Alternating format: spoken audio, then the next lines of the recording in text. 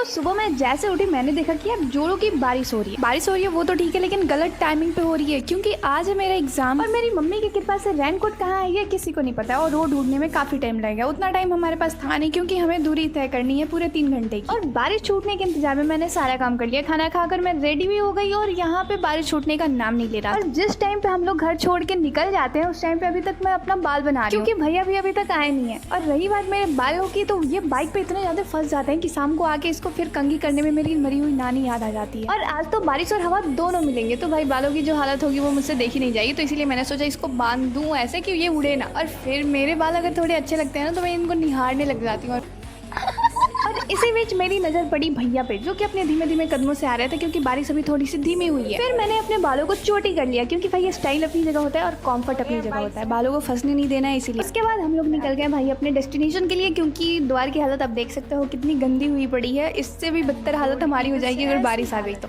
और रही बात इसकी, तो अभी थोड़ी सी छुट्टी है, इसकी गारंटी नहीं है कि कब अपने अवतार में फिर वापस ही कर लेगी। और हमारे यहाँ के जो पेरेंट्स हैं, मतलब बारिश आए पत्थर पड़े कोई फर्क नहीं पड़ता, अगर स्कूल वाले स्कूल ना बंद करें तो आपको पढ़ने जाना है। वो हमारे साथ भी होता था और अभी लोगों के साथ भी हो रहा है वो हम लोग। फिर हमने रेनकोट के लिए पूरा मार्केट छान मारा क्योंकि रास्ते में हमें थोड़ी सी बारिश मिल गई, लेकिन ये तो मिलने से रही तो हम वैसे ही चल दिए। लेकिन रास्ते में हमें इतनी तेज बारिश मिली थी कि ना मैंने अपना और भैया का फोन दोनों को प्लॉथी में डाल के बैग में डाल दिया था। और उस टाइम मेरी हालत इतनी खराब हो गई थी कि मैं वीडियो के बारे में तो सोच भी नहीं सकती थी। और जब मुझे बहुत ज्यादा ठंड लग रही थी ना तो बस मैं यही सोच रही थी कि मैं क्यों आई यार, छोड़ देती, अगली बार दे देती, क्या हो जाता। क्योंकि 1.5 घंटे के एग्जाम देने के बाद भी मेरे कपड़े सूखे नहीं थे उस टाइम तक और हमें ठंडी इतनी ज्यादा लग गई थी कि हमने अंडे खाए थोड़ी सी गर्माहट के लिए। और फिर अपने गोपालगंज में आने के बाद यहाँ भैया ने चिकन एग रोल का ऑर्डर दिया क्योंकि पूरे यूपी में हमें कहीं भी रोल दिखा नहीं। वैसे तो यहाँ भी ज्यादा दिखता नहीं है और इसके भाव कुछ ज्यादा ही बढ़ गए हैं और इसने मतलब इतने महंगे कर दिए हैं इसको। और फिर पेपर देख रहे हो, नॉर्मल सा पेपर लपेट के दिया था इसने, पूरा तेल तेल हो गया था मेरा हाथ। और फिर मम्मी ने सब्जी के लिए बोला था, मैंने सब्जी लिया और शाम को निकले हैं भाई सूर्य देवता।